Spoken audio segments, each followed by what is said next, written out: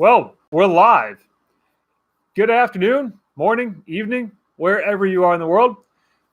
I'm Richard Byrne, and welcome to another edition of Practical EdTech Live, where I share some highlights, updates, neat things from the world of educational technology, and answer a whole bunch of questions that I've been sent in the last week from readers, viewers, and listeners like you. So let's get right into it and take a look at some cool things, neat updates from the world of EdTech in the last week.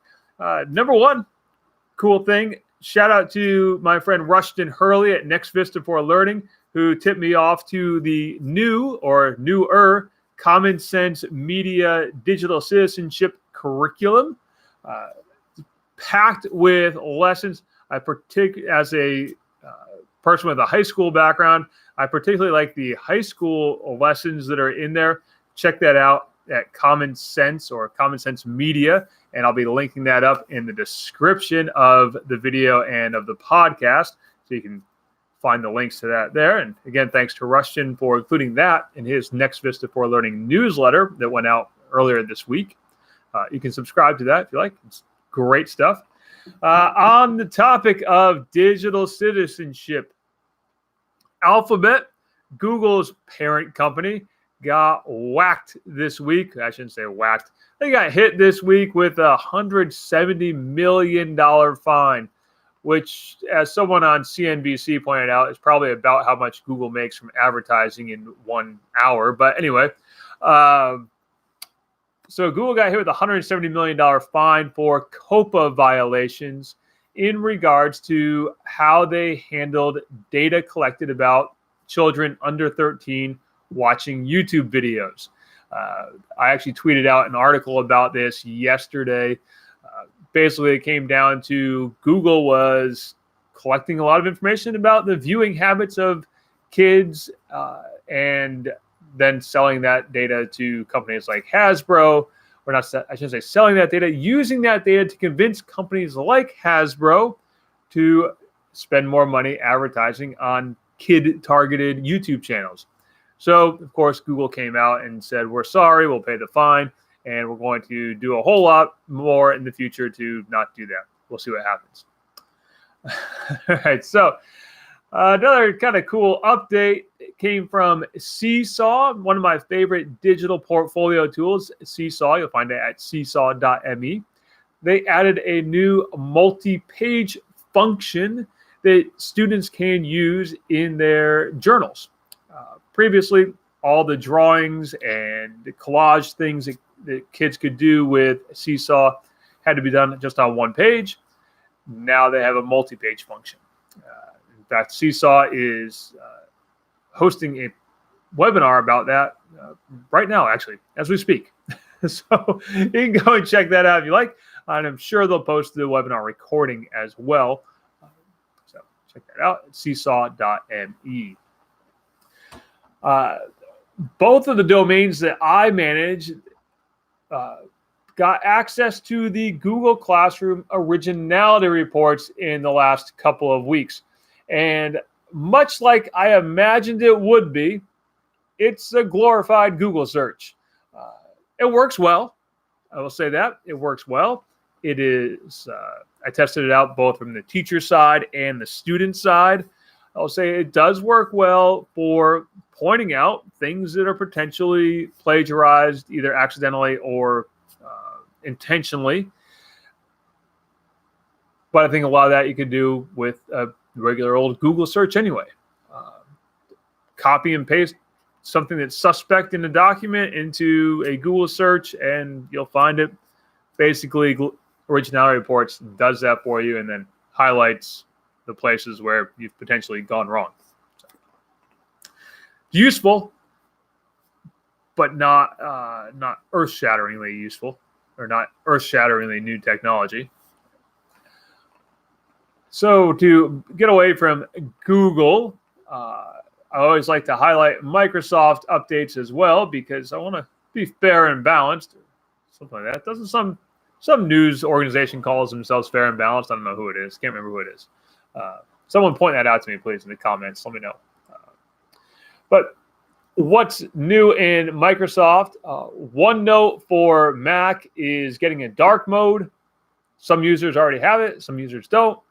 Still, one of my gripes about OneNote is that while it's massively awesome, it does a lot of cool things, every version of OneNote does it differently. Microsoft, please make OneNote work the same way on every device. That would be wonderful. Then I would be your biggest fan. I'm a big fan now, but I'd be your biggest fan if OneNote worked the same way on every device and had all the same features on every device. But I rant. All right. Sticking with Microsoft news, there is a new inclusive classroom deployment guide for IT administrators. This is, I shouldn't say it's new, it's an updated version.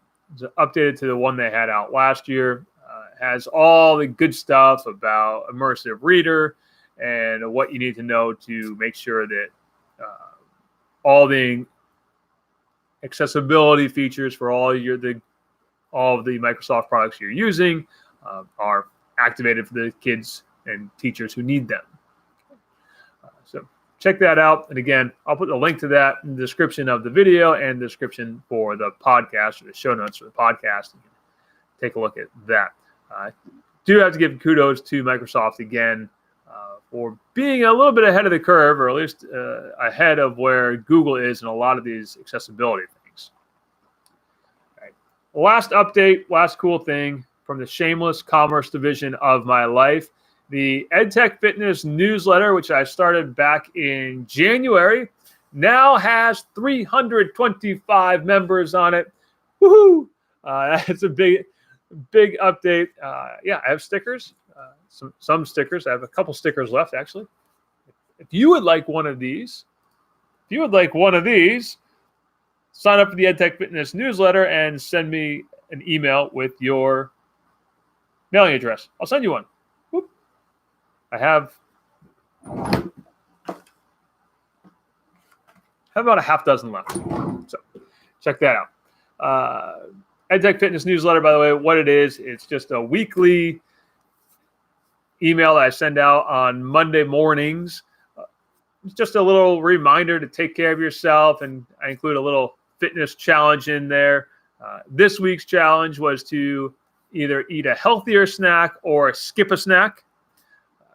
I needed to get back on track after a Labor Day weekend full of chips and hot dogs and hamburgers and soda pop as my brother and his family visited. So that was the challenge this week, and a lot of people have replied positively to it. It's probably the most fun thing I do email-wise. So check it out if you're interested in just taking care of yourself and all things fitness-y related.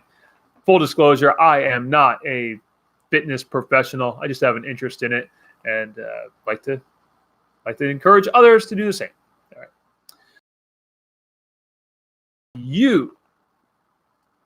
Dramatic pause while I have my sip of seltzer. So, first question from readers, viewers, and listeners like you came from Brian. Brian asked me, kind of a little bit of a build-up to Brian's question. Here we go.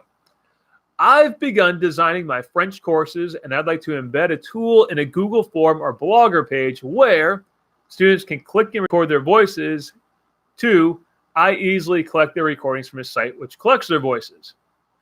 I'm thinking it would be like Flipgrid, but for audio only, or a language lab which collects other recordings. I've used SpeakPipe. I'm wondering if something else exists, which is simple to use, collects audio and stores them, perhaps in folders. Surprising to me that a service other than SpeakPipe doesn't come to mind. SpeakPipe is nice, but I'm looking for something a bit more elegant, as they say in the tech vernacular. Thank you for your thoughts, Brian.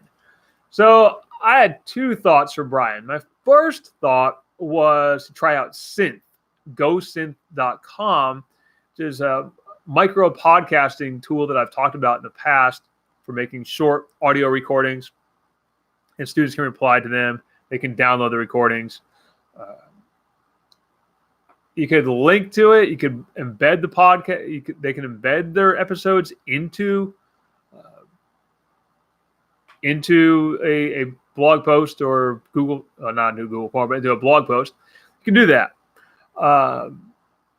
And as I think about it more, as the teacher, Brian, you would set it up as a initial recording, a prompt for the students, and then they'd reply right on that page by hitting the reply button. So you can try that.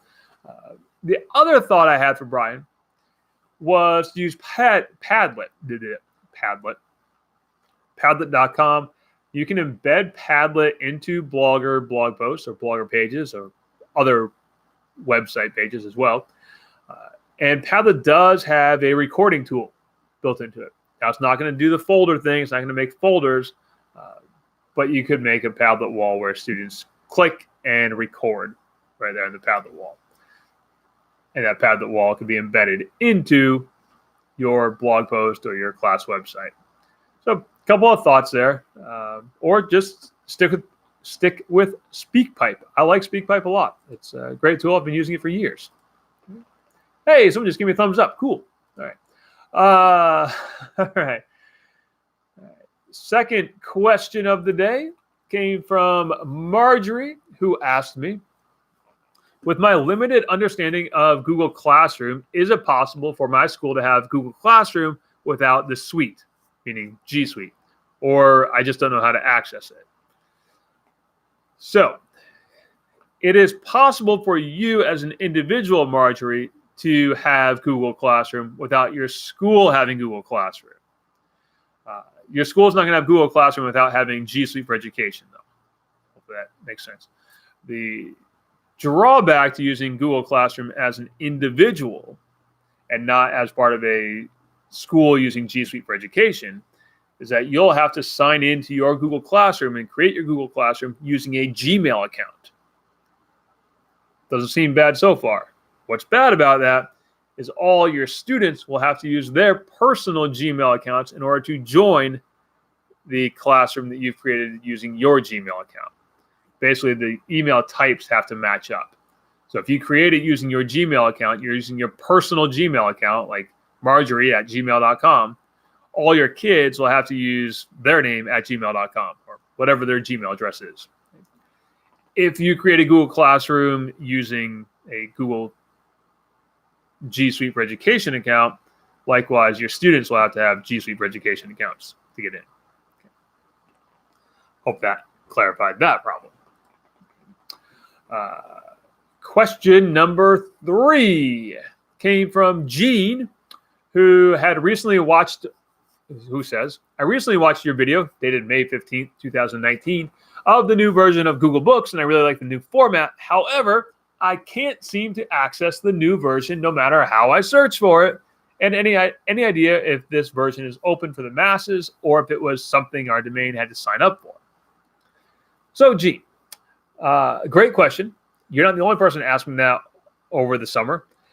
I made that video. It was a beta test of the new version of Google Books. I didn't realize it was a beta test of the new version of Google Books at first. And so the new version is not really out there yet, but according to the one contact I have at Google, who doesn't even work on the Google Books project, so take this with a grain of salt too, the new version that you saw in that video might be more widely spread at the end of the year. But nothing firm on that. And again, the one contact I have at Google doesn't even work on the Google Books project, so keep that in mind. All right. Question number 4. And by the way, if you're watching the live stream of this, feel free to pop a question into the live stream chat. I'm happy to answer as best I can. I'm an avid reader of your newsletters and such, and I'm wondering if you can point me in the direction of a replacement for the use of Padlet. I love using Padlet to direct some of my teaching and can create as many as 40. However, its limitations now prevent me from sharing this as a tool for use with other teachers. Any help you can give is appreciated, Brenda. So Brenda, you're not alone with this. Many of us were in the same boat. Wakelet is the tool that I think is really catching on as a replacement for Padlet. Now, it doesn't do everything that Padlet does, doesn't have the built-in recording features that I mentioned just a few minutes ago. Padlet has those built-in recording features, which are great. Wakelet doesn't have that capability, but it has most of the other capabilities. So check that out. And also, Wakelet does have immersive reader built into it, which is nice as an accessibility tool. So there's that. And I have a question number 5, came from Mal, who says, I'm trying to join, another Google Classroom question. I'm trying to join a Google Classroom with a code that a colleague gave me so we can learn Classroom together. The code she sent me keeps saying invalid no matter how many times she resets it. Do you have any idea why this might be happening? Well, I don't have an idea exactly why it's happening with that particular code, but I'll give you my standard troubleshooting for this issue. Number 1, the first thing that comes to mind is make sure that you're signed into a G Suite for Education account when you're trying to use that code. Right? And even if you're signed into it, make sure that your browser window, particularly if you're using Chrome, isn't defaulting back to some other account. So, for example, I'm almost always signed into 2 or 3 Google accounts at once in Chrome, and I have to make sure that I'm signed into the one I want to be signed into. Okay, hopefully that makes sense. So that's problem number 1. Problem number 2, I'd say try just clearing your browser cache and trying again. Like completely sign out of everything, clear your browser history, your browser cache, try again. Okay, so there's that. It's the best I can do on that one. Okay. And the last question that I have, and I just remembered it, I forgot to put it on the list earlier, but came to me from Melissa, who says, and I'm reading it directly out of my email right now, you really helped me with technology last school year, and I'm really hoping that you have an idea to help with one major thing this year. I have smart notebook software that a teacher I am interning for uses. Is there a way to download as Google Slides or PowerPoint? You used to be able to do this, but with the most updated software for Smart Notebook, I don't see a way to do it. Do you know of a way? Well, I am not up to date on Smart Notebook software. I have to tell you that because, for a lot of reasons. Biggest reason being that I don't use it. And I'm not a big fan of spending lots and lots of money on smart boards anyway. I think there's other uses, better uses of money. That little rant aside, since I didn't have a good answer, my suggestion was to reach out whiteboardblog.co.uk or find him on Twitter at Danny Nick, N-I-C, Danny Nick, N-I-C, that's it. Has probably more knowledge about all things whiteboards, smart boards, Promethean boards than anybody I know. And he's got tons of guides and training materials. So check out his work. The whiteboard, it's whiteboardblog.co.uk. I'd reach out to him, see if he has any ideas for you. So that's that. So shout out to Danny there today, and shout out to Rushton. That's it. As always, if you have any questions for me that you'd want me to answer in the podcast or in the live broadcast, just shoot me an email, richard@burn.media. And if you have suggestions on how to make this podcast better or these Q&A sessions better, send me an email. Let me know. If you hate me, send me an email. Let me know. No, actually, keep that one to yourself. You wouldn't be listening to me this long if you did. And the last little thing I should point out, so the podcast is doing fairly well, and I have my first podcast guest. Actually, it's already recorded. I'm going to publish that in a couple of days. My first podcast guest is Dr. Scott McLeod, whose book I mentioned the other day, or last week. So he's going to be on the podcast, and it's going to be it's a great conversation. We had a great time talking to each other. I always enjoy Scott, and I think you're going to like that podcast when I hit the publish button on it in a few days. So thanks, everyone.